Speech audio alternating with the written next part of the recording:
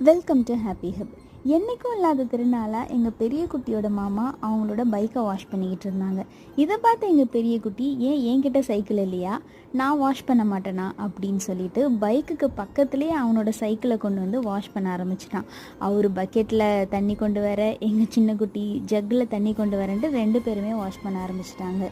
இந்நாள் வரைக்குமே அந்த சைக்கிளை நாங்கள் தான் வாஷ் பண்ணிக்கிட்டு இருந்தோம். தன்னுடைய பொருளை ஒருத்தவங்க வாஷ் பண்ணுறாங்கங்கிறத பார்த்து எங்கள் பெரிய குட்டி அவனோட பொருளை அவனும் வாஷ் பண்ண ஆரம்பிச்சிட்டான். அவனோட மாமாவே நான் ஹெல்ப் பண்ணுறேன்னு சொன்னதுக்கு இல்லை வேண்டான்னு சொல்லிட்டு அவனே துணி எடுத்துகிட்டு வந்து தண்ணியை போட்டு துடைக்க ஆரம்பிச்சிட்டான். இதை பார்க்கும்போது எங்களுக்கு கொஞ்சம் பூரிப்பாக தாங்க இருந்தது. பசங்களுக்கு நம்ம ஒரு விஷயத்த சொல்லி கொடுக்கறத விட நம்ம செஞ்சு அதை பார்த்து அவங்களே செய்கிறது ஒரு நல்ல டெக்னிக்குன்னு தான் இதை வச்சு எங்களுக்கு தோணுது. இதை பற்றி நீங்கள் என்ன நினைக்கிறீங்கன்னு மறக்காமல் கமெண்ட் பண்ணுங்கள்.